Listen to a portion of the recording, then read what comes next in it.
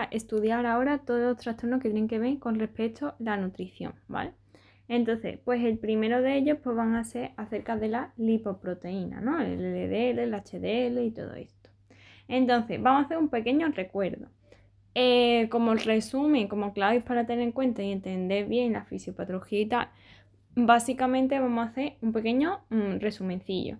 Nosotros en el intestino delgado, cuando comemos básicamente las grasas, se absorben, sabemos que se digieren gracias a las lipasas y a los ácidos biliares que lo emulsionan, pues se absorbe y va a pasar por la parte de la linfa y va a pasar absorbiéndose en forma de kilomicrones. Esos kilomicrones pasan a la linfa y después a la sangre hasta llegar al hígado. Allí en el hígado lo que van a hacer es que esos triglicéridos exógenos los vamos a transformar en endógenos, formando el VLDL. Y ahora poco a poco irán perdiendo triglicéridos y colesterol, bueno, más bien triglicéridos, aumentando la cantidad de colesterol, ¿vale? Formando LDL y HDL, hasta llegar finalmente al HDL, en el que ya no hay ni triglicéridos ni colesterol, ¿vale? Bueno, pues ya está, ¿vale? Vamos a dejarlo ahí y ahora lo expandimos más tarde. Ahora, hay que tener en cuenta una serie de proteínas que constituyen los kilomicrones, porque los kilomicrones están constituidos pues, por los lípidos en el interior y después va a estar constituido por pequeños ácidos grasos que van a formar una micela, ¿vale? Y aparte de estos lípidos van a tener una serie de proteínas con distintas funciones, que son las que vemos aquí, ¿vale? Una de ellas va a ser la PSK9, la cual es muy importante porque esta lo que hace es eliminar los receptores del LDL. El LDL lo que va a hacer es unirse a los endotelios para, una vez unidos, liberar lo que viene siendo el colesterol y los triglicéridos a los tejidos para que consuman, pues básicamente, la sustancia. Entonces, ¿qué pasa? Que si se eliminan esos receptores, porque está la PSK9 elevada, el LDL no va a pasar del endotelio hacia el tejido, entonces aumentará el LDL en la sangre. ¿Qué otras proteínas vamos a tener? Pues vamos a tener como proteínas estructurales la A1 y la B48, que básicamente le dan la forma, por así decirlo, a lo que viene siendo la lipoproteína, la bolita esa que hemos visto. Y después tenemos la ApoB100, que su función va a ser unirse al receptor B100 para liberar su contenido a los tejidos. Y después va a tener la apoproteína C, que ¿cuál es su función? Pues su función va a ser activar la enzima LCAT y la LPL. La LCAT lo que hace es fijar el colesterol HDL, o sea, fijar el colesterol, es decir, unir ese colesterol, meterlo en el interior de las micelas que hemos visto antes, de las lipoproteínas de HDL y VDL. Entonces lo que hace es quitar el colesterol de la sangre, es decir, que absorbemos, pasarlo a su interior, al interior de estas moléculas. Y la lipoproteína lipasa lo que hace es digerir básicamente esos triglicéridos, ¿no? Y ahora tenemos finalmente la ApoE, que cuya función es unirse al receptor de las lipoproteínas para poder pasar, igual que hemos visto anteriormente, para poder pasar su contenido de lípidos a los tejidos para que la consuman, ¿vale? Entonces, ¿cómo se va a producir ahora de forma pues más detallada? Aunque esto lo explicamos en el vídeo de bioquímica y para este tema pues no hace falta, pero para que tengamos más o menos en la cabeza que cómo funciona esto, ¿no? Entonces, ¿cómo se va a producir? Tenemos un metabolismo exógeno, que es el metabolismo de los lípidos que nosotros absorbemos a través de la dieta, y el endógeno, en el que vamos a reutilizar parte de los lípidos que obtenemos para generar el HDL y que el HDL recoja pues la mierdecilla, ¿no? Porque el LDL es como el que ensucia, echando el colesterol y provocando las placas de ateroma, y el HDL como que es el que limpia, ¿no? La escoba que limpia. Entonces, en el metabolismo exógeno, ¿qué es lo que pasa? Pues el enterocito absorbe los lípidos. Y ahora, para poder pasar a la linfa y tal, lo que usa es, lo que hace es que lo mete dentro de una estructura que se llaman los kilomicrones, que tienen las proteínas estructurales que hemos dicho antes, la A1, la B48 y la B48, ¿vale? Entonces, una vez que tengo este kilomicrón, lo que vamos a hacer es añadirle, aparte del colesterol, pues los triglicéridos exógenos, y le vamos a añadir dos apoproteínas más, dos proteínas, que se lo va a dar el HDL, que sea la proteína C, que hemos dicho que son las que básicamente van a favorecer que se activen las enzimas que degradan el contenido de esos kilomicrones, y la ApoE para que se unan al endotelio y ya en el tejido, gracias a las enzimas que activa la ApoE, pues que la digieran, ¿no? Y se quite esos triglicéridos del interior y pasen a LDL, ¿no? Vayan avanzando en el sentido, pues, que hemos visto aquí, ¿no? De cada vez más concentrado. Entonces, una vez que tenemos ese kilomicrón maduro con sus proteínas estructurales, la proteína C y la ApoE, pues lo que va a pasar es que se unen al tejido y ya lo usan. Ahora, ese kilomicrón maduro va a dar lugar a un kilomicrón residual, en el que va a ser los restos que quedan después de haberle quitado los triglicéridos que han sido utilizados, pues, por los tejidos periféricos. Entonces, lo que va a tener, pues, va a ser las proteínas estructurales y la ApoE, que era la que me permitía unirme al hepatocito para liberar su contenido. Entonces, el kilomicrón residual entra el hepatocito gracias a esa ApoE y se creará el VLDL, que era básicamente el que usa los triglicéridos endógenos. ¿Y qué es lo que cómo lo va a conseguir? Pues a partir del exceso de energía que obtenemos a partir de los aminoácidos de la glucosa, yo los quiero almacenar en forma de grasa, ¿no? Entonces obtengo los triglicéridos y esos triglicéridos que quiero almacenar en forma de grasa, lo meto dentro de este saquito, de esta molécula, para que después me forme la grasa que tengo en la barriguita, ¿no? Y en los triglicéridos sobrantes que me quedaban del kilomicrón que no he gastado, ¿no? En este kilomicrón residual, pues lo sigo guardando en esa VLDL. Entonces la VLDL con la ApoE, que me permite unirme a los tejidos, y la B100, pues va a ir liberando sus triglicéridos a los tejidos poco a poco, pasando de VLDL a IDL, y finalmente cuando ya se queda sin triglicéridos, obtenemos el LDL, que solamente tiene colesterol. Una vez que pasa esto, el LDL lo que va a pasar es que se va a unir a lo que viene siendo, o sea, a los receptores de las células. Y ahora, una vez dentro, ese LDL pues se va a dividir en la parte proteica, que lo utilizará la celulita para generar sus proteínas y tal. Y por otro lado, obtendrá el colesterol, que pasará al retículo endoplasmático para metabolizarlo, ¿no? Y degradar el colesterol, esterificarlo y ya está. Entonces, ¿qué pasa? Que si una vez que ya tengo mucho colesterol, lo que va a pasar que como no necesito más colesterol, va a disminuir el número de receptores de LDL a nivel periférico en el resto de células. Como ya no recojo más LDL porque ya tengo suficiente lípido, ese LDL va a aumentar en la sangre y ahora esto será oxidado, es decir, será fagocitado por los macrófagos porque se pueden acumular en el endotelio, se fagocita por los macrófagos, forma células espumosas, puede calcificar y me forma la placa de ateroma. ¿Y ahora qué va a pasar? Que este LDL lo puedo ir barriendo, ¿no? Quitando ese exceso de colesterol gracias al HDL que se genera en el hígado.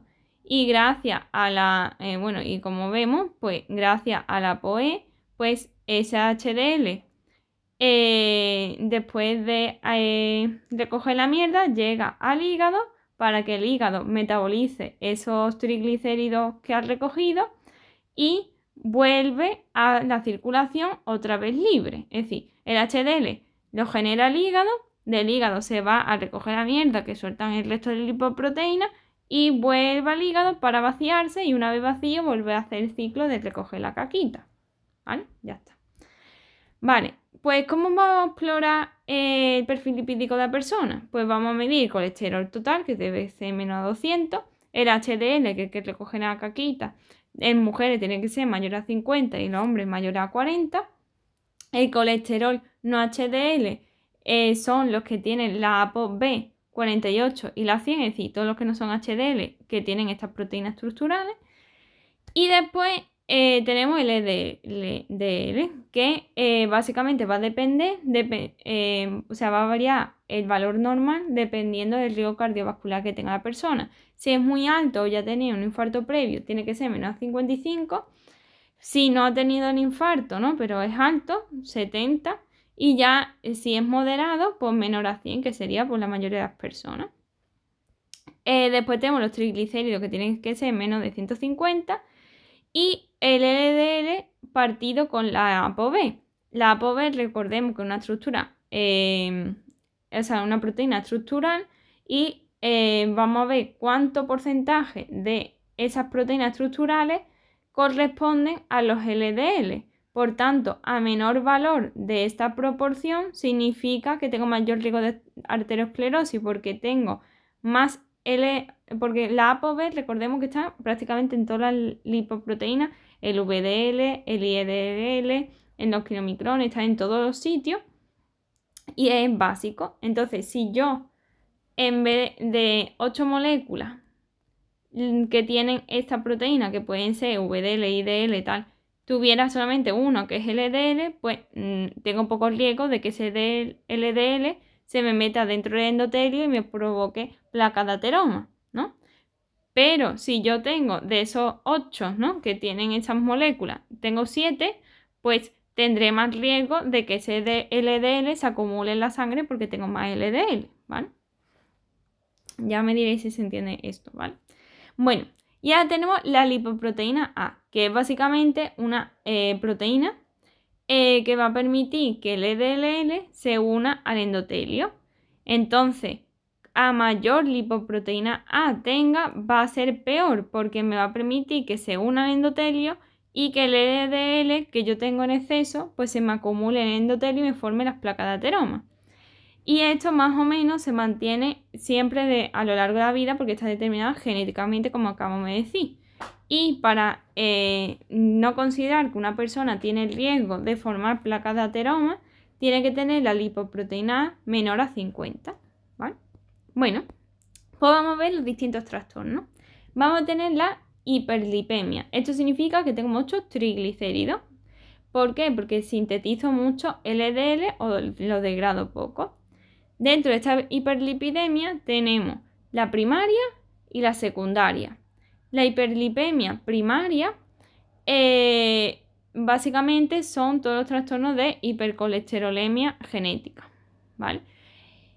¿Qué tengo que sospechar? ¿Qué me hace sospechar de que esa hiperlipidemia es primaria? Porque se da a una persona muy joven que tenga antecedentes familiares de tener el colesterol por las nubes y tener los valores de lípidos pues muy extremos, es decir, muy altos, ¿no? Entonces, por ejemplo, como me pasa a mí, que yo tengo, desde que me hago la analítica con 16, 18 años, pues siempre tengo el colesterol alto. Pues eso, ¿no? Se supone, según mi médico, que es familiar, pero yo no tengo a nadie que tenga tanto el colesterol, pero bueno, da igual. Total, que entonces tenemos la hiperlipidemia primaria. Entonces, tenemos distintos tipos. Puede ser poligenética, es decir, que se han mutado muchos genes diferentes, tiene muchos genes diferentes que se han mutado, que favorecen la síntesis de LDL. Y si yo lo añado que tengo que consumo mucha grasa, pues entonces el combo perfecto para tener colesterol alto, ¿no? Y por tanto el riesgo de que se formen esas placas de ateroma. ¿Qué otro trastorno podemos tener? Pues una hipercolesterolemia autosómica recesiva, en la que está mutado solamente un gen, que es el LDL-RAP1, es decir, el receptor de LDL a nivel de los endotelios. Entonces, si esto está mutado, no se va a pasar del endotelio hacia lo que viene siendo los tejidos. Entonces, ¿qué va a pasar? Pues como no se salen de la sangre, pues aumentarán en sangre esos niveles de LDL. La citoesterolemia, pues es otra enfermedad autosómica recesiva en la que están mutados estos genes que impiden la absorción de colesterol. O sea, que impiden que aumente la absorción de colesterol. Y por tanto, pues se generarán más kilomicrones y por tanto más LDL para mover ese colesterol que hemos absorbido. Ahora, otros tipos que tenemos, pues tenemos la hipercolesterolemia familiar, que es una enfermedad autosómica dominante en la que está mutado o LDL, es decir, el receptor de la LDL para que pase de la sangre a los tejidos, la ApoB, la proteína estructural, o la PCSK9 que habíamos explicado anteriormente, ¿no? Ahora tenemos la hiperlipemia secundaria.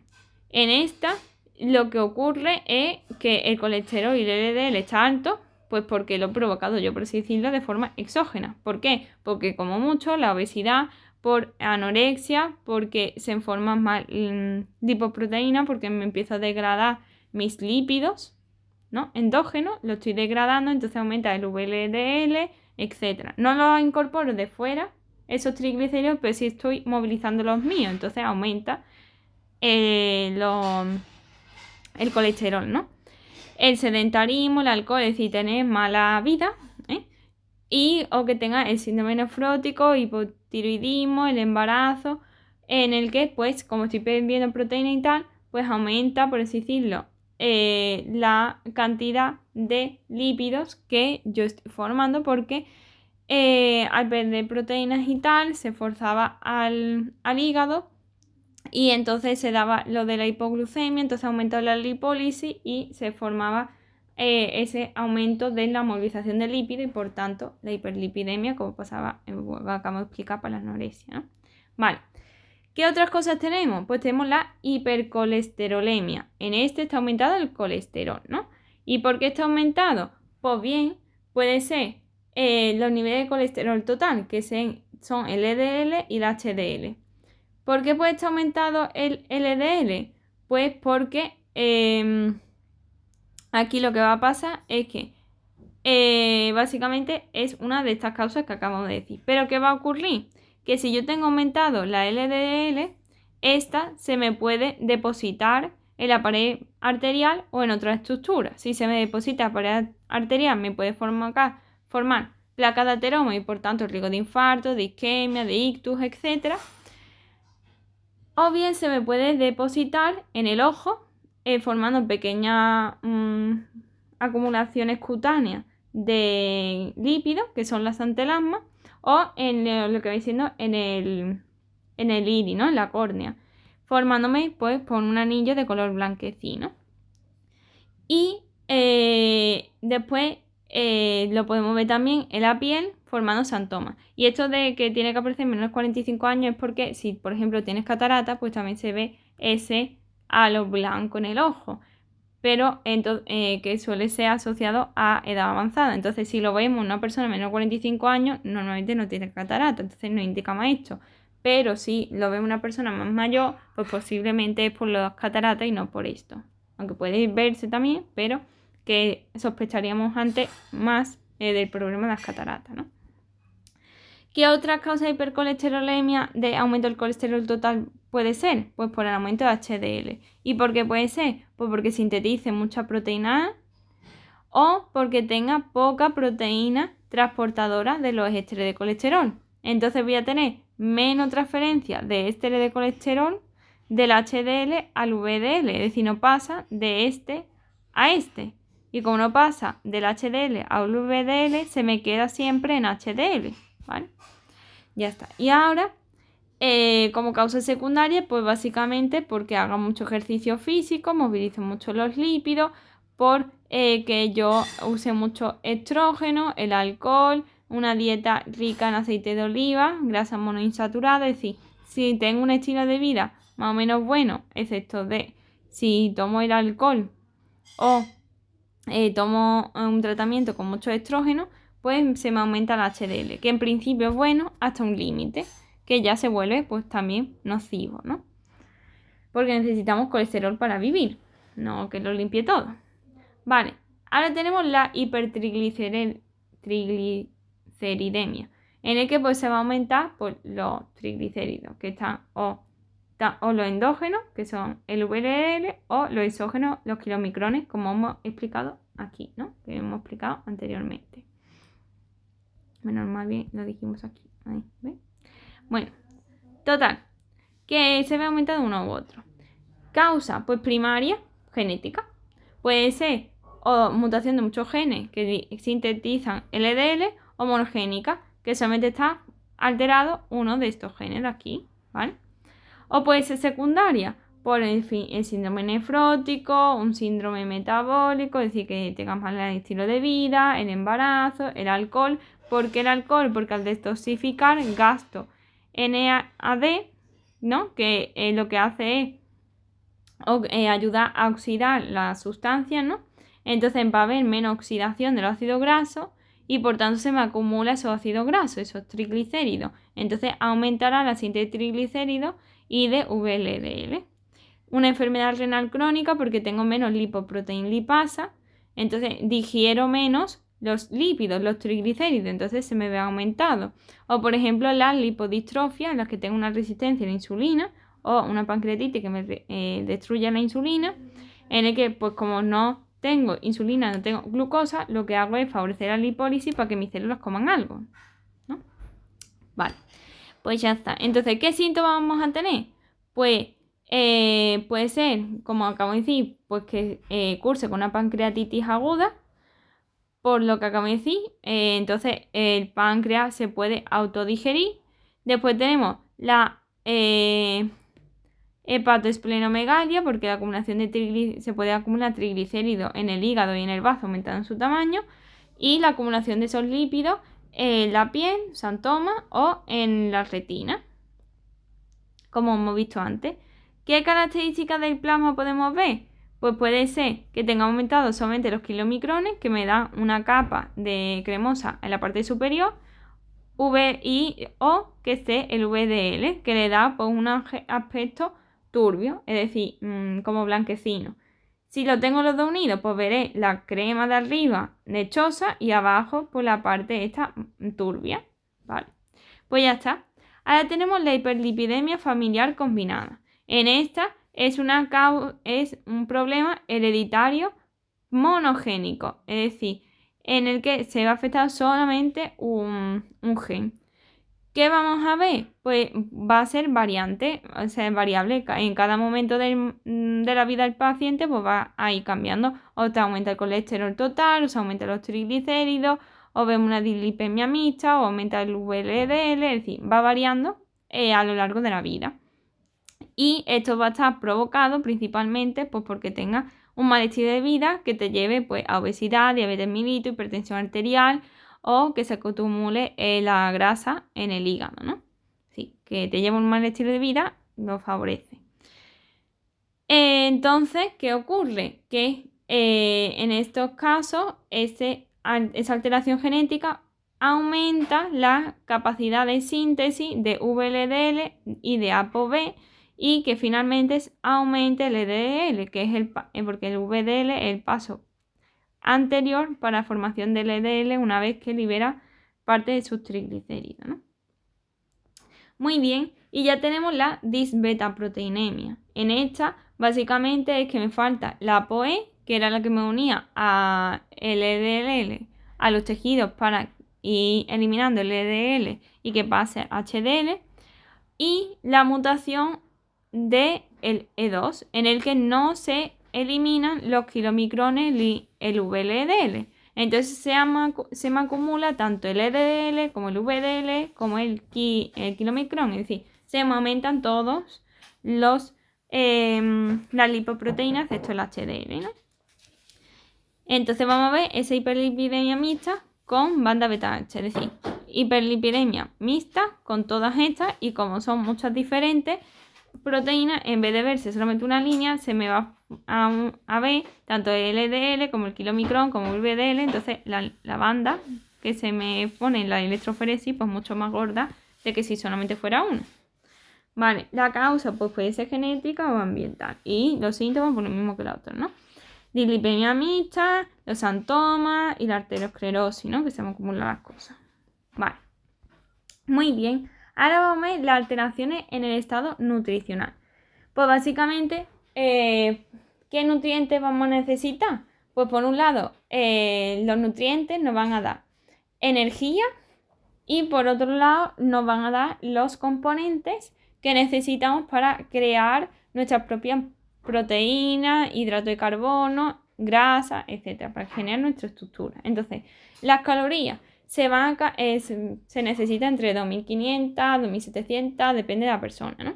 ¿Y cómo se va a calcular? Pues gracias a la ecuación de Harris-Benedict, en el que pues básicamente cogemos el metabolismo basal, es decir, cuando el paciente pues está tumbado en la cama sin hacer nada, se sumaría el porcentaje que depende según los kilos de peso que tenga la persona, más la estatura, y se restaría según la edad, porque a mayor edad menos metabolismo tiene la persona, por lo tanto necesita menos energía para seguir con vida, básicamente, y gasta menos energía, por tanto necesita consumir menos. El grado de actividad, si hago ejercicio, pues necesitaré más calorías para sobrevivir. Y el grado de estrés, y el estrés, como aumenta el metabolismo, pues lo mismo, necesito más energía. Ahora, ¿qué nutrientes vamos a necesitar? Pues del total del 100% de los nutrientes, el 40% deben ser hidratos de carbono, el 20% deben ser proteínas, y de la grasa el otro 40% que me queda. Dentro de la grasa, la mayor parte tienen que ser monoinsaturadas, que son las buenas, que sería el 20%, y los otros 20 que me quedan para los 40, pues 10 las saturadas y 10 las poliinsaturadas. Y aparte de esto, pues necesitaré las vitaminas y los oligoelementos, es decir, los nutrientes más basiquillos, ¿no? Más especiales. ¿Cómo vamos a valorar a nivel de la exploración física ese estado nutricional? Pues vemos el aspecto general, pues el peso, la altura, que si tiene edema, que si se ven los huesos, que si no, etcétera, ¿no? Evaluar la cantidad de grasa con el pliegue cutáneo del tríceps, sin coger el tríceps, ver cuánta cantidad de grasa tiene. Y evaluar pues la masa magra, que es básicamente el agua, los huesos, las proteínas, es decir, la masa muscular, ¿no? Entonces, ¿cómo vamos a evaluar la masa muscular? Pues evaluando la cantidad de creatinina que tiene el paciente con respecto a la creatinina ideal según su altura. ¿Por qué?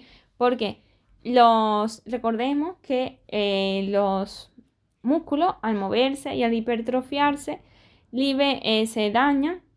Al usarse, se hacen micro roturas, y eso aumenta la liberación de creatinina. Por tanto, si yo soy más alto, tengo más músculo, más masa de músculo, porque soy más grande.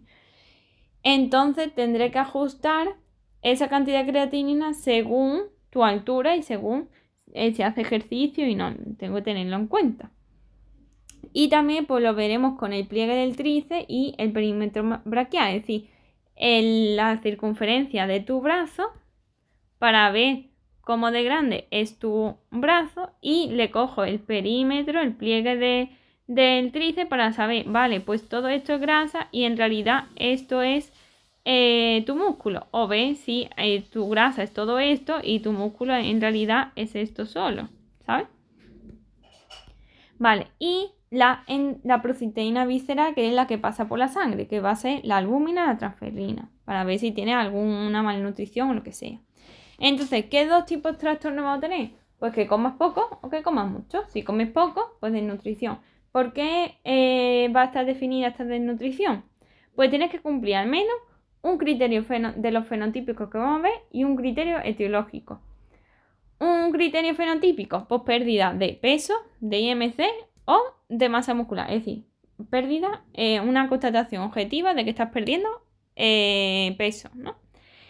Y los otros criterios, pues que me explique el por qué. Pues porque estás comiendo menos o porque tienes algún trastorno inflamatorio que aumente tu metabolismo. Pues por una enfermedad, por una lesión, por un trastorno autoinmune, una enfermedad crónica, etc., ¿no?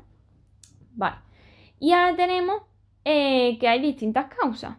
Puede ser pues porque como poco o porque gasto mucho. Y ahora, tipos de nutrición entonces que tengo. Pues tengo o porque pues llega poco porque como poco o porque no absorbo correctamente. Tengo un problema de mala absorción, mala digestión. Vale. ¿Qué tipo vamos a tener? Pues tenemos desnutrición, puede ser mixta, calórica o proteica. La desnutrición mixta es en la que se produce en los ancianos, anorexia nerviosa, mala absorción, mala digestión, es decir, en la que te faltan tanto proteínas como calorías, es decir, no como ni una cosa ni la otra. Después tenemos la desnutrición calórica y la proteica.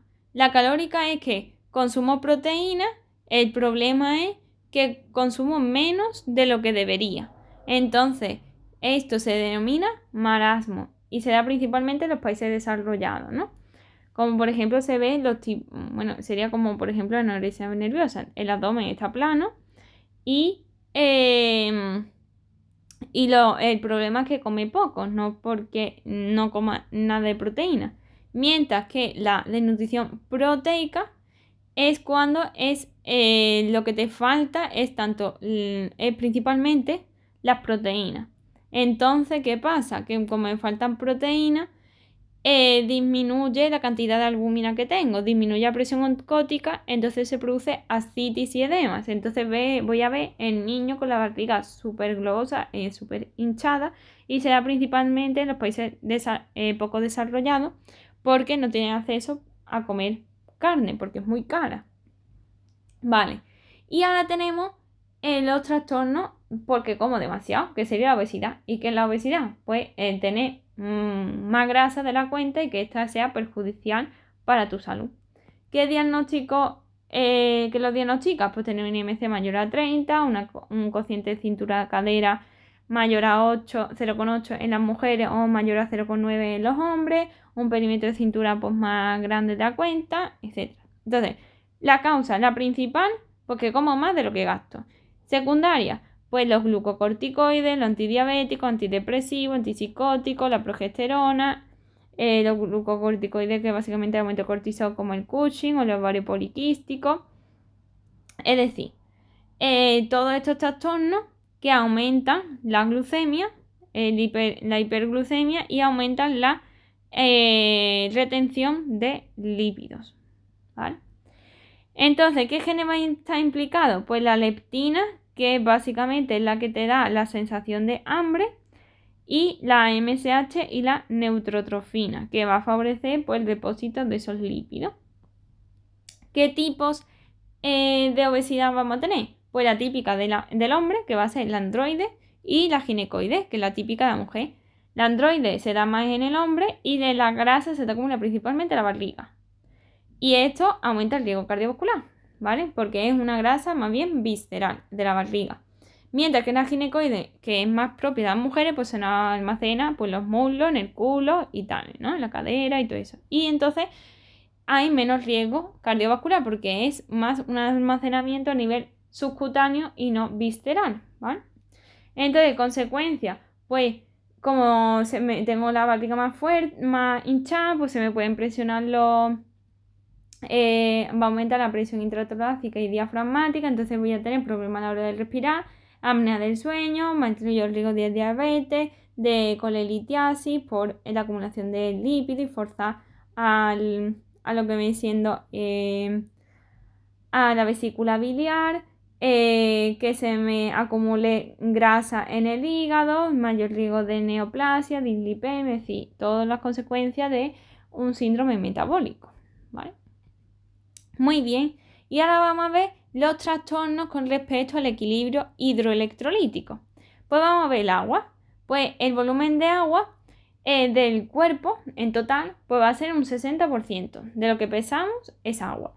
De ello, el 40% está en el interior de células y el 20% pues está fuera, es decir, en el intersticio y en el líquido circulante como la sangre, la linfa, en los pequeños liquiditos que hay en los líquidos sinoviales, en el líquido pleural, etc.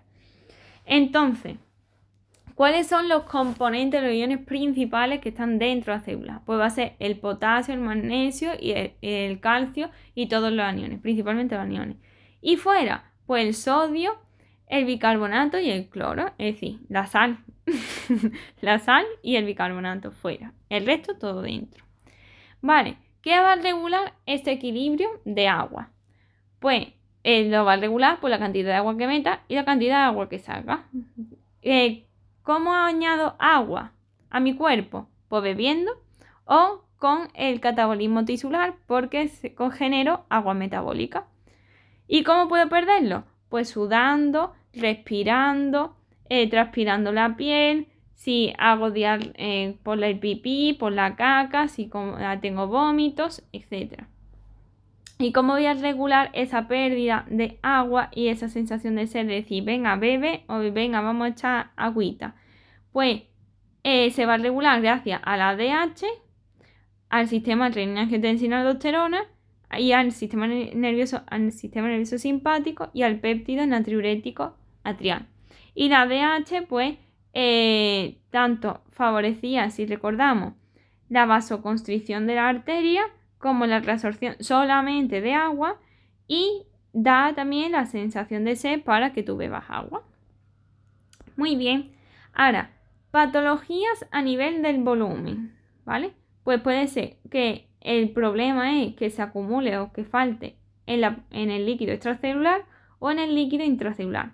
Si el problema está a nivel extracelular y tengo poco, por ejemplo en la sangre, pues tengo una deshidratación. ¿Que no? Pues entonces tengo una hiperhidratación. Si tengo una deshidratación, las causas porque estoy perdiendo líquido. ¿Por dónde? Pues por la diarrea, porque tengo vómito, por el riñón o porque se me está acumulando en un tercer espacio, en el ilio.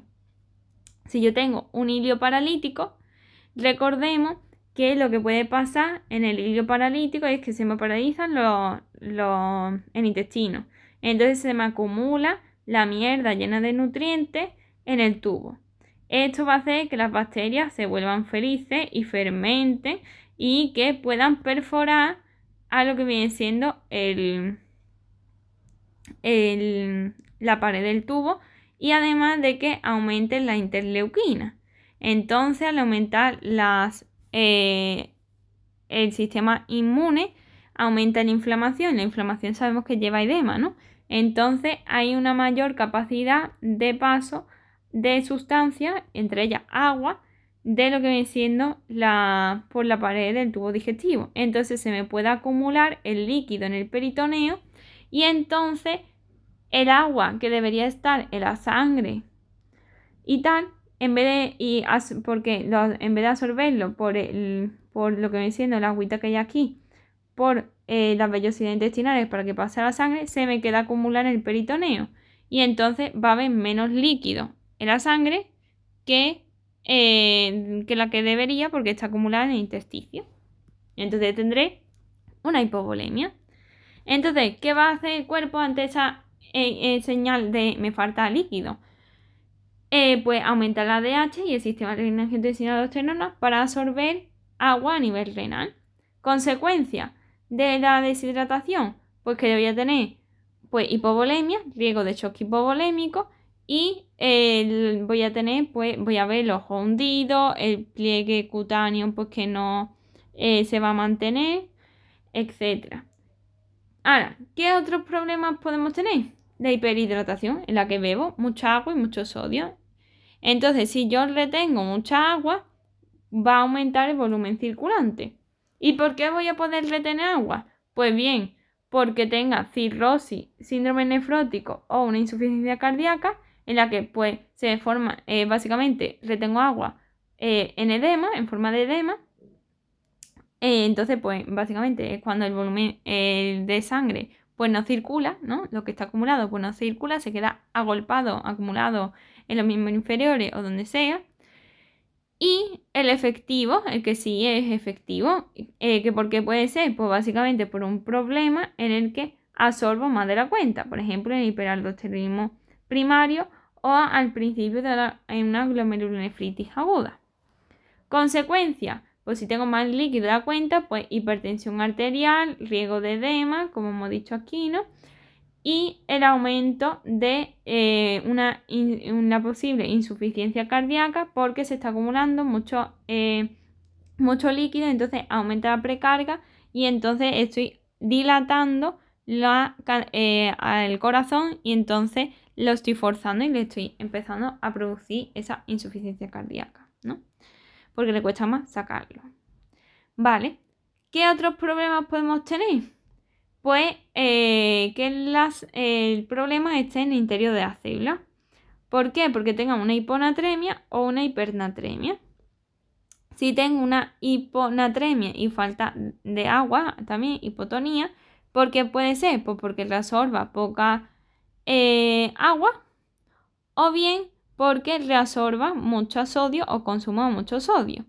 ¿Por qué puede ser esto? Pues por diurético, por pérdida de líquido, por un edema o por una hemorragia o por alteraciones renales en el que pues pierdo mucha agua y reabsorbo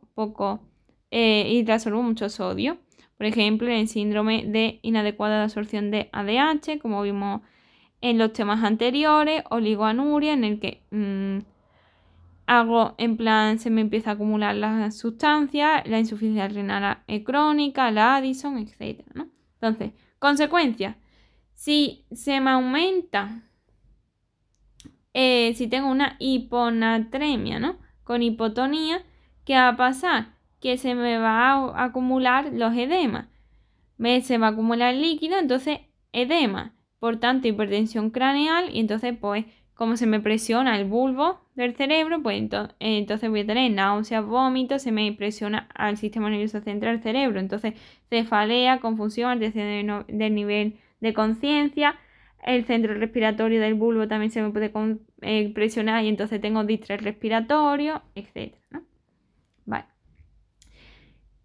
¿Tipo de hiponatremia? Pues depende del valor. Pues leve, moderada y grave. Leve, pues menor a entre 135 y 130. Moderada, entre 130 y 125. Grave, pues menos de 125. Aguda, pues menos de 48 horas, que dure esa hiponatremia, o crónica, que dure más de 48 horas. Y ya después, pues el tono que tenga la persona, pues si es hipotónico, isotónico, hipertónico. Hipotónico menos de 270, hipertónico por encima de 295. Isotónico, pues medio, ¿no? Y según el volumen efectivo circulante, es decir, el volumen de sangre que haya. Pues puede ser hipovolémico, isovolémico o hipervolémico, que tenga más sangre de la cuenta o que tenga poco. Es decir, lo que hemos visto antes, o una hiperhidratación o una deshidratación. Y tenemos la hipertonía hipernatrémica, porque puede ser porque retenga mucha agua o porque tenga mucho sodio. O sea, tenga poca agua y entonces aumenta la molaridad o porque tenga mucho sodio, consuma mucho sodio. Entonces, ¿por qué básicamente tiene lugar esto? Porque no se compensa no está compensada estas alteraciones con la sed ni con el agua. Entonces, ¿qué va a ocurrir? Pues que pierda mucha agua por diabetes insípida o lo que sea, o por una diabetes osmótica que arrastre el agua, o por una glucosuria que me arrastre el agua también, o por un aumento de sudor, o por un aumento del metabolismo, como por ejemplo el hipertiroidismo que me daba esa sudoración, el aumento de las catecolamina con el feocromocitoma, etc. O lo que hemos dicho, lo de la glucosuria, ¿no? Que me arrastre el agua. Consecuencia, pues deshidratación, porque estoy perdiendo el agua. Entonces, ¿qué va a pasar? Pues no hay insuficiencia cardíaca. Por tanto, si tengo una insuficiencia cardíaca, no me llega bien la sangre al cerebro. Entonces voy a tener alteraciones a nivel del sistema nervioso central. ¿Qué ocurre? Que puede ser transitorio si resuelve el problema, aumentando ese volumen efectivo y la cantidad de líquido, o puede ser definitivo si yo no le pongo solución y como le falta líquido, la sangre está más espesa, entonces hay mayor riesgo de que se formen trombos y por tanto que sea un accidente cerebrovascular que vaya a ser pues un ictus. Vale, y ya mismo terminamos. Ahora tenemos los trastornos del pH. El pH puede estar aumentado o disminuido. ¿Qué está aumentado? Estamos hablando de una alcalosis, cuando está por encima de 7,35. La causa, pues puede ser metabólica o respiratoria. Una alcalosis metabólica es porque aumenta la acumulación de bicarbonato. ¿Y esto por qué puede ser? Pues porque estoy perdiendo protones por los vómitos, porque recordemos que tenemos el ácido clorhídrico, ¿no? Porque yo estoy ingestiendo bicarbonato, por ejemplo la lejía, o por falta de potasio. Porque si yo tengo una hipopotasemia, lo que hago es que si en la sangre tengo poco potasio, para aumentar este potasio, lo que voy a hacer es sacar el potasio que tengo dentro de la célula, sacarlo por afuera, a cambio de meter protones. ¿Vale? Entonces, ¿qué pasa? Que al meter protones aquí, lo que va a ocurrir es que este pH, al perder protones, va a empezar a aumentar. ¿Vale? Y por eso tenemos la alcalosis, ¿no? Entonces, el diagnóstico, pues veremos un pH bajo, o sea, un pH alto porque estoy perdiendo los protones y un aumento del bicarbonato y la presión parcial de dióxido de carbono está baja porque no sería la causa. La compensación, porque será retener el aire para aumentar la presión parcial de dióxido de carbono y que por tanto aumenten los protones. Ahora, a nivel respiratorio, pues porque puede ser por una hiperventilación en el que yo estoy perdiendo dióxido de carbono, o porque esa hiperventilación puede ser por ansiedad o porque haya una presión intracraneal que me comprima el centro respiratorio a nivel del bulbo y que aumente pues esa ventilación, ¿no?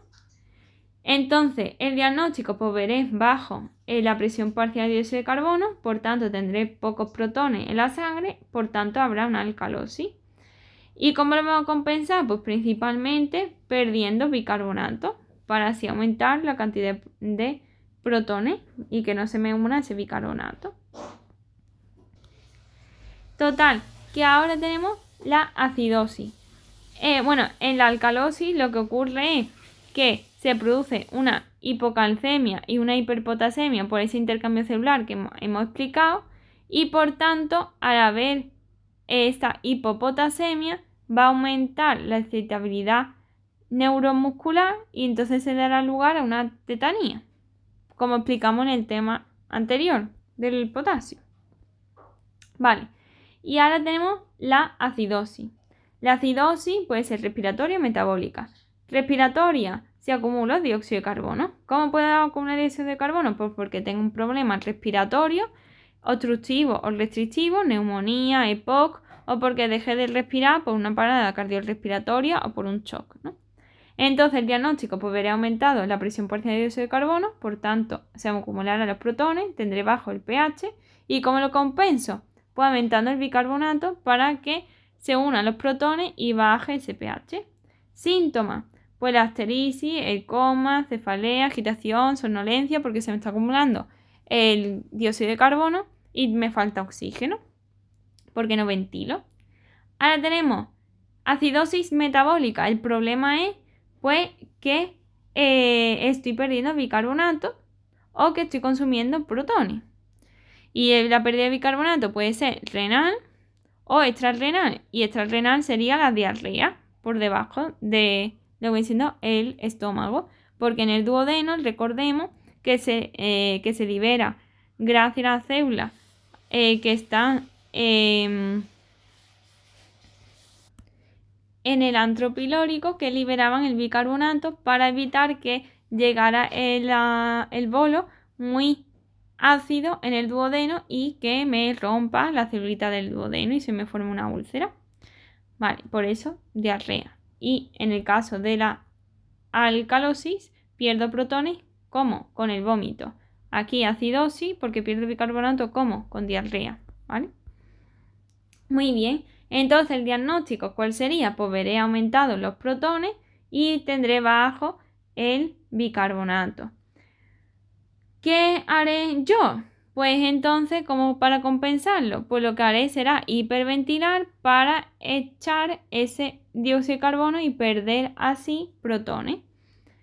¿Qué pasa? Que estas compensaciones, para que tengan lugar, tienen que darse de forma paulatina, es decir, de forma crónica. Necesitan un tiempo para compensarse, por lo tanto, al principio, en la fase aguda, no vamos a ver estas compensaciones y ya cuando ya se ha mantenido a pasar la meseta, pues veremos las compensaciones y se empezará a regular el pH, ¿vale? Muy bien, entonces el síntoma, pues como veis esa hiperventilación, se da esa respiración anormal que va a ser la respiración de Kussmaul. La respiración de Kussmaul es básicamente una hiperventilación en la que el paciente pues respira mucho y ya se queda un momento sin respirar y después vuelve otra vez a ahogarse y vuelve a quedarse quieto y así, es un tipo de hiperventilación, ¿vale? Bueno, pues ahora tenemos la acidosis metabólica, en el que tenemos un problema que puede ser o bien normoclorémica, es decir, que tenga un hiato aniónico aumentado, o hiperclorémica, un hiato aniónico normal. ¿Esto qué significa? Esto lo que me dice es que el cloro, que es un valor que yo puedo medir en la analítica, está bien. Por tanto, el problema es que hay una sustancia que me está provocando la acidosis que yo no puedo medir, una sustancia exógena. ¿Como quién? Como por ejemplo una acidosis diabética, una acidosis láctica, porque hay inhale hipoclorito, por la presencia de alcohol, etc. Entonces, ¿qué puede causar esto? Pues una diabetes mellitus tipo 1, un shock o una hipoxemia o una rhabdomiolisis, entre otras cosas. Presencia de alcohol, pues por una insuficiencia renal crónica, y esto porque yo lo inhalo, ¿no? Y ya está. Ahora, hiperclorémica, es decir, el cloro sí se ha afectado, por tanto, la sustancia que produce esa acidosis es algo que puedo medir, no una cosa exógena, sino que es propia del cuerpo. ¿Y por qué puede ser? Pues por problemas a nivel de mis órganos internos. Pues puede ser por una insuficiencia renal, en la que llega poca sangre, por lo tanto llega poco potasio y se me acumula el potasio, entonces acidosis. Puede ser por pérdida digestiva de bicarbonato, como hemos dicho, con la diarrea principalmente, o por fístula gastroduodenales. Entonces me puede producir gastroenteritis, celiaquía, colitis ulcerosa, etc. Es decir, todo esto me puede formar un agujero en el tubo digestivo, en el intestino, y que se me salgan las cosas. Eso es básicamente una fístula, una comunicación entre dos órganos, ¿vale? Entonces tenemos la acidosis tubular, también puede generarlo, que esto da igual de dos tipos, es decir, un problema a nivel renal en el que o aumente la retención de protones porque no los crete, o porque no reabsorbe el bicarbonato, ¿vale? Es decir, que tenga o muchos protones acumulados o que me falta bicarbonato. Y después que tengamos pues algunas sustancias que sean nefrotóxicas o que sean diuréticos, que lo que hacen es echar por la orina el sodio, el cloro y tal, arrastrando el agua, que es lo que hacen los diuréticos, ¿vale? Y finalmente tenemos los trastornos del potasio. El potasio puede estar por bajo o alto.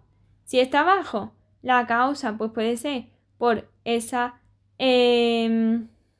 porque yo le abra la boquita, por así decirlo, a la célula para, gracias a la insulina, las catecolaminas, para intentar aumentando la hiperglucemia, después abrir la boca para que la célula tenga energía y enfrente esa situación de estrés, o porque tenga una alcalosis en el que lo que hacíamos era intentar compensarlo, en el sentido de que si aquí fuera hay pocos protones, lo que voy a hacer es sacar protones que tengo en mi interior a expensas de meter potasio aquí dentro. Por tanto, el potasio aquí bajará para que aquí aumenten los protones. Por eso la alcalosis es una de las causas.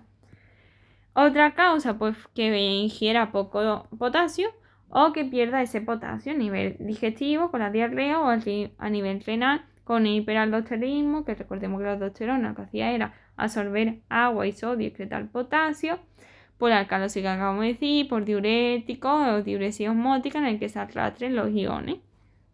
O sea que excreto los iones porque esto hace que se impida la absorción de esos iones y así arrastre el agua y así disminuir la presión arterial y los edemas y todo el rollo. ¿Qué manifestaciones voy a tener? Pues si tengo poco potasio, tendré menos excitabilidad de la célula. Por tanto, no se me contraerán las cosas, ni se activará la célula excitable. Por tanto, si no tengo buena excitabilidad, pues la musculatura en general se me va a parar. Tanto la voluntaria como las intestinales, el hilio paralítico. Como tengo paralizado lo que vienen siendo los músculos, pues se me van a atrofiar y se me van a romper. Y a la vez va a aumentar la hiperglucemia para intentar pues alimentar esos músculos que quedan, ¿no? Como para intentar darle, hacer que sobreviva. ¿Qué vamos a ver? Que como no funciona y no se contrae la musculatura, pues esa aparte para poder repolarizar la célula del miocardio, recordemos que lo que hacía era abrir los canales de potasio. Entonces, si tengo poco potasio, no se va a repolarizar la célula. Entonces, la onda T no se va a elevar, se va a mantener plana y entonces puede dar lugar a un bloqueo posteriormente. Y en el electrocardiograma me aparece una onda muy característica que va a ser la onda U. Vale, y ya después tenemos que puede ser también puede provocar diabetes insípida. ¿Por qué? Porque si tengo poca excitabilidad de la célula, no se me va a liberar la ADH porque el hipotálamo le cuesta mucho excitarse y por tanto no va a liberar los neurotransmisores que activen, ¿no? Que básicamente que tienen que liberarse para que la ADH finalmente se libere en la neurohipófisis, ¿no? Y tampoco se activarán los canales de calcio, no se abrirán porque no le llega el estímulo porque le cuesta más excitarse. Entonces dará lugar a esa diabetes insípida, ¿no? Porque no se libera la ADH, porque me falta energía me cuesta mucho activar a la célula para que haga algo, se quedan vagas. Y ahora tenemos que también puede ser, como hemos dicho, por una alcalosis metabólica. Entonces, ¿qué va a pasar? Que tendré, si se me acumula, o sea, si disminuye el potasio, por esa. Entonces, ¿qué pasa? Que si me falta potasio, nos habíamos dicho que la causa puede ser una alcalosis en el que tengo pocos protones fuera, ¿no? Y entonces que hemos dicho que ese protón se mete dentro y que el potasio sale fuera a la sangre, ¿no? No me había al revés, perdón. Que la causa es que tengo pocos protones. Entonces lo que yo hacía era sacar los protones para intentar aumentarlos a expensas de meter protones aquí en el interior.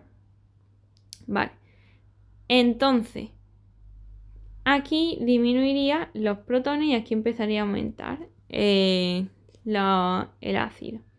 Entonces, ¿qué ocurre? Que aquí, como la causa sería esa alcalosis, ¿no? Metabólica, lo que vamos a hacer es que al final esta alcalosis va a dañar a los túbulos renales, aumentando la absorción finalmente de bicarbonato y favoreciendo la creación de protones, y además de ese bicarbonato absorber amonio, y ese amonio recordemos que podía atravesar la barrera hematoencefálica y provocar una encefalopatía hepática. Y el potasio también se puede ver aumentado. Las causas, pues, porque se me rompan las células que en su interior hemos dicho que están llenas de potasio, entonces por una hemólisis, la desmiolisis o una acidosis metabólica, que sería el caso contrario al que acabamos de explicar aquí con la alcalosis, o que me lo rompa por una neoplasia, es decir, que se me rompa la célula, o bien porque excreto poco potasio a nivel renal, por una insuficiencia renal crónica en la que no me falla el riñón, o por hipoaldosteronismo, porque era el que me favorecía, como ya hemos dicho 500.000 veces, que absorba el sodio y el agua y secreta el potasio. Entonces, ¿qué consecuencia vamos a ver? Pues vamos a ver al final una acidosis, se va a aumentar el potasio, veremos una acidosis metabólica, por tanto veremos una excitabilidad, un aumento de excitabilidad de las células, y esto qué hará, pues que se mantengan contraídas constantemente, tetanía, y que se contraigan más de la cuenta, de forma, porque son más excitables. Entonces vamos a ver fibrilaciones auriculares, fibrilaciones ventriculares, que pueden llegar a una sistolia. Las T van a ser picudas porque se repolarizan muy fácilmente, y el QRS pues lo veremos ancho. ¿Por qué? Porque como que se excitan más de la cuenta, ¿vale? Y le cuesta más, o sea, y se repolarizan como más, de forma más prolongada. No sé cómo decirlo correctamente, no. Pero como que al estar demasiado excitado, pues veremos esa repolarización que se lleva a cabo antes, porque el potasio, como hemos dicho, se abren los canales de potasio y se repolariza, y después como que lo hace, se activan antes, pero le cuesta más, por así decirlo. Porque como recordemos en el tema de cardio, una hipertrofia se vería el QRS pues más amplio, no más ancho, sino que más ancho es que se contrae, pero como que le cuesta más, termina de contraerse, ¿no? Por esa repolarización, ¿vale? Y ya finalmente tenemos los trastornos de hidrato de carbono. A ver si termino rapidito. Bueno, entonces, ¿esto cómo se va a regular? Pues la glucemia se va a regular pues con la ingesta de hidrato de carbono y con el ayuno, ¿no? Entonces, ¿cómo aumenta la glucemia? Pues ingiriendo hidrato de carbono. Al ingerir hidrato de carbono, pues absorbo glucosa. Está ahí, estupendo. ¿Qué pasa? Que en ayuno, ¿cómo obtengo yo glucemia? Pues gracias a los glucocorticoides que producía, porque es una situación, en el ayuno, una situación de estrés, entonces se va a liberar glucocorticoides, glucagón y catecolamina ante esa situación de estrés para aumentar la glucosa en la sangre. Y una vez aumentada, lo que va a pasar es que ese aumento de glucemia va a activar a la insulina para que se libere, y esta abrir la boca de la célula para que se consuma, pues básicamente la glucosa, bajando la glucemia y haciendo que el exceso de energía pues nos ayude para sintetizar los ácidos grasos y obtener energía. Y esa liberación de insulina pues inhibirá a la glucosa 6-fosfato, que es necesaria para sacar la glucosa del hepatocito. Además de que inhibirá que se rompa el glucógeno, porque ya tengo demasiada glucosa, y que no se genere más gluconeogénesis, es decir, que no se genere más glucosa por parte del hígado, porque ya tengo suficiente. Importante, la insulina, como hemos dicho, lo que hace es impedir la salida de la glucosa del hígado. Porque para que pueda salir, o sea, la glucosa al hepatocito entra sin necesidad de hormona. Entonces la insulina no controla la entrada. Entra la glucosa. Ahora, para poder salir, necesita fosforilarse, añadir un grupo fosfato. Y esto lo lleva a cabo la glucosa 6-fosfato, que es la que controla la insulina. Si no la fosforilo, esa glucosa no puede salir. Entonces, por eso, si inhibo la glucosa 6-fosfato, la glucosa se queda mantenida en el hígado y no aumenta la glucemia porque no pasa a la sangre, ¿vale? Bueno, ya está. Y total, eso. Entonces, ¿qué ocurre si yo necesito energía pero tengo poca glucosa? Pues entonces lo que va a pasar es que vamos a usar a los ácidos grasos. ¿Cómo? Pues gracias a la carnitina, que lo que va a hacer es favorecer la beta-oxidación de los ácidos grasos. Ya está. Vale, ¿qué hormonas van a regular la glucemia? Pues vamos a tener principalmente 3 grupos. Vamos a tener la insulina, que su función pues, es aumentar, o sea, abrir la boca de la célula para que coman. Entonces, va a favorecer la glucolisis, es decir, como tengo mucha glucosa, voy a favorecer que se rompa la glucosa, la glucogenosíntesis, es decir, la formación de glucógeno, ¿ves? Glucógeno, síntesis de glucógeno. Y el aumento de la permeabilidad de la célula, es decir, abrir la boca a la glucosa y al aminoácido. Y va a disminuir ¿qué? La glucosa, nueva génesis, generar nueva glucosa. ¿Ves? Entonces eso, yo no quiero más glucosa porque ya tengo suficiente, entonces la inhibo. Ahora, el catabolismo de la grasa, ¿qué va a pasar? Pues como ya tengo suficiente glucosa y de suficiente energía, pues la voy a inhibir, la lipólisis, y voy a favorecer pues la lipogénesis, que se aumente los ácidos grasos. Y en el metabolismo, ¿qué vamos a hacer? Pues con respecto a proteínas, pues disminuir la proteólisis porque no necesito energía a partir de los aminoácidos y voy a favorecer la síntesis de proteínas. Todo esto pasa lo contrario con el glucagón.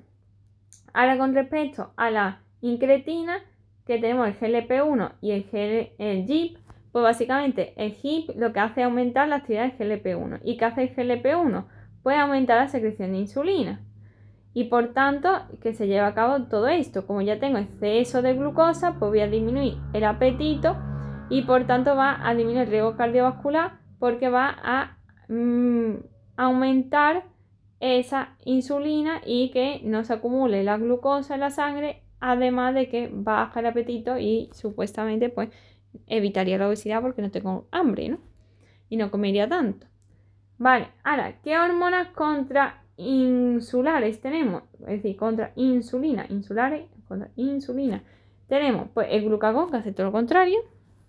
Que favorecen la lipogénesis, por eso es lo del aumento de los cuerpos cetónicos. Las catecolaminas y los glucocorticoides, hormonas de crecimiento, que ya hemos dicho que ante situaciones de estrés lo que hacía era aumentar la glucemia. Y ya está. Vale. Entonces tenemos la diabetes mellitus. ¿Cómo la vamos a diagnosticar?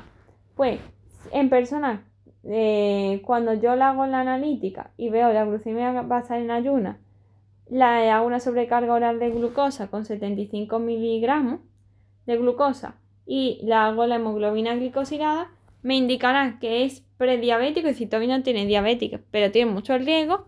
Si está la glucemia basal de glucosa en ayuna entre 100 y 125, la sobrecarga oral de glucosa entre 140 y 199 y la hemoglobina glicosilada menor a 6,4. ¿Cuándo es diabetes? Pues cuando tengo más de 125, cuando tengo más de 200 o cuando tengo más de 6,5. Si no tiene síntomas. Si tiene síntomas, pues yo se hago en cualquier momento a esa persona y me va a salir una glucemia mayor a 200. Vale, entonces, ahora, el síndrome diabético. Tenemos los tipos 1 y los tipos 2. La diabetes mellitus tipo 1 es en el que tenemos linfocitos T que me van a destruir las células beta. Entonces no se libera ni insulina ni péptido C. Va a estar todo eso bajo. Eso es importante para diferenciarlo con otros trastornos. Entonces no dais ni insulina ni péptido C. No se sintetiza nada. Factores de riesgo. Pues tener estas moléculas HLA, el DQ2, el DQ8, es decir, esta predisposición genética, u otros trastornos como la tiroiditis autoinmune, celiaquía, el síndrome pluriglandular tipo 1 o algunas infecciones.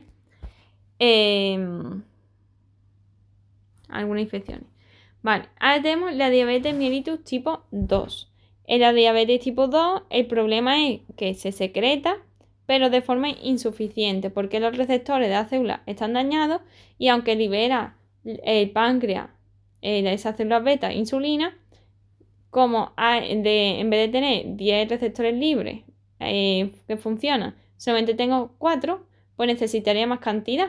Lo que pasa es que el páncreas pues, no genera más cantidad. ¿Vale? Entonces hay un problema en la secreción, aunque se secrete, y porque tengo menos que funciona. Tengo una resistencia periférica a la insulina. ¿Qué tipo de diabetes tipo 1 tenemos? Pues tenemos el MODY 1, que se da, bueno, similar al tipo 2, perdón, que sería el MODY 1 que se da en los niños jóvenes y el LADA que se da en personas pues adultas. ¿Qué riesgo de diabetes mellitus tipo 2 tenemos? Pues una pancreatitis crónica, un síndrome metabólico, es decir, obesidad, que comas mucho, el Cushing, un feocromocitoma, alteraciones de las células beta, fármacos que sean tóxicos, etc. Entonces, ¿qué síntomas vamos a tener si yo tengo una diabetes? Pues puedo tener primero la fase de no tener síntomas, que eso solamente ocurre en el tipo 2, y el resto de la descompensación moderada y grave se dan en ambos tipos, tanto en la 1 como en la 2, ¿no? Si hay una descompensación moderada, pues vamos a tener las 3P, las típicas, polifagia, polidipsia, poliuria. Voy a tener hiperglucemia porque tengo glucosa en la sangre, pero no le abro la boca a la célula, por tanto se me acumula glucosa en la sangre, hiperglucemia. Y se va a disminuir el metabolismo proteico, el anabolismo, es decir, no voy a generar músculo porque me falta energía y lo que voy a hacer va a ser romper ese músculo y romper esa grasa para obtener energía. Entonces, astenia, adelgazamiento, atrofia muscular, etc. Y si esto se nos va de las manos y no tengo nada de energía, vais a tener dos problemas. Si tengo la de tipo 1, como no libero nada de insulina, necesito movilizar todos los lípidos que tengo. Entonces se va a producir una cetoacidosis diabética, porque se generan cuerpos cetónicos. En la de tipo 2, como sí que se libera algo de insulina y algunas células sí que van a obtener energía a partir de la glucosa, no se van a formar los cuerpos cetónicos, sino lo que se va a ocurrir es un coma hiperosmolar cetósico. ¿Y qué es lo que está hiperosmolar? Que es la molécula que está en gran concentración, pues la glucemia, porque se quede acumulada, hay una hiperglucemia. Vale, entonces, ¿cómo la diabetes mellitus puede provocar catarata y arteriosclerosis? Pues básicamente, ese déficit de insulina hace que se acumule la glucosa, como hemos dicho, y se activará, aparte de lo que viene siendo el metabolismo de las grasas, se activa el metabolismo anaerobio. Entonces se acumulará el sorbitol. Este puede acumular en los ojos, dando lugar a catarata, o bien se puede degradar por la fermentación, como hemos dicho, obteniendo NADH, generándose así radicales libres, y entonces que se inhiba la glucólisis y se empiece a formar lesión de las estructuras, porque no pueden generar energía. Y entonces, pues, se produce básicamente una vasoconstricción porque tengo hipoxia y el aumento del estrés va a disminuir los receptores de LDL. Entonces se va a empezar a acumular el LDL en el endotelio de los capilares y se me forma esas placas de ateroma. Es decir, que la causa es por la acumulación de sorbitol, que se me acumulan las cataratas, o que forman radicales libres que me dañan el endotelio y se me meten ahí dentro los LDL. Más sencillo, básicamente. La aplicación es esa. El sorbitol se me acumula en el ojo, catarata. Y el sorbitol me genera radicales libres, que son sustancias que me van a dañar el endotelio, me hacen un agujero y en el agujero se mete el LDL. Y ya, placa de ateroma. Ahora, sencillo. Y ahora tenemos la diabetes tipo 2, que ya nos he explicado, que generalmente pues, está asociada a un trastorno genético y por un mal estilo de vida, la obesidad. Ahora, la diabetes tipo 2, la mayor parte de las causas es por obesidad, el 80%, o puede ser por antecedentes familiares. Si tiene solamente un progenitor, pues tiene un 40% de desarrollar diabetes mellitus, pero si los tiene los dos, pues tiene un 60% de desarrollarla. Y si aparte de eso, pues eres obeso, pues tiene un 80% de desarrollarla. Fisiopatología, pues básicamente tengo un trastorno metabólico con obesidad y tal. Entonces, ¿qué va a ocurrir? Que va a producirse una situación proinflamatoria y entonces va a empezar a producirse una resistencia de insulina y aumentar la hiperglucemia por el estrés, como habíamos explicado anteriormente, por culpa de las catecolaminas y los glucocorticoides. Y a la vez se va a alterar la función de las células beta, que hemos dicho que liberan insulina, pero no la suficiente. ¿Por qué? Porque se sobreestimulan, por así decirlo, para generar insulina, pero generan la forma inactiva. Es decir, en vez de generar insulina, generan más proinsulina, más péptido C que insulina, ¿vale? Y ya finalmente tenemos el síndrome hipoglucémico, es decir, cuando tengo poca glucemia. ¿Y esto por qué puede ser? Porque no como o reactiva postprandial, es decir, que se estimula de forma excesiva después de comer al páncreas para que libere insulina. Causas de básicamente esa hipoglucemia por ayuna. Pues porque consuma mucha glucosa el cuerpo, porque uso los antidiabéticos orales o el insulinoma, es decir, tengo mucha insulina y abro demasiado las bocas de las células y entonces se me consume toda la glucosa del cuerpo. O bien que me falte glucosa, no pueda sintetizarla. ¿Por qué? Porque no la absorba, porque no me la coma, desnutrición, por una insuficiencia renal en el que disminuye el cortisol que era hiperglucémico, o porque se me da glucemia por la orina, o por beta bloqueante, o por la falta de GH, es decir, el crecimiento, o de catecolamina, que decíamos que aumentaba la hiperglucemia, que daba lugar a hiperglucemia, porque me faltan las enzimas que me generan glucógeno síntesis, tendría que estar aquí, ¿no? Pero sería la síntesis de glucosa o las enzimas que rompen el glucógeno lisis, me rompen el glucógeno. O puede ser reactiva, es decir, postprandial, es decir, después de comer. ¿Y por qué puede ser? Porque me llega mucha comida muy concentrada, muy rápidamente al duodeno. ¿Esto que nos recuerda de digestivo? El dumping. ¿Qué era? Pues la gastrectomía.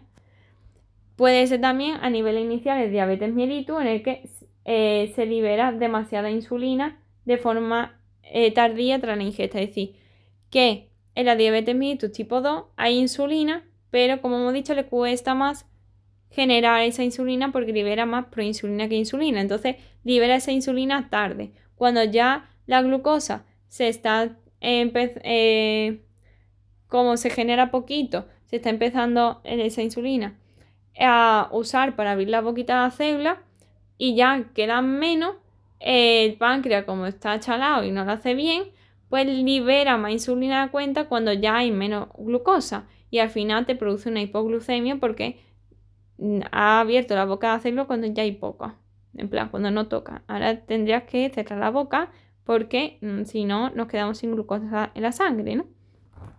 También puede ser por la ingesta de alcohol o por problemas a la hora de metabolizar otros hidratos de carbono como la fructosa o la galactosa. Y ya está.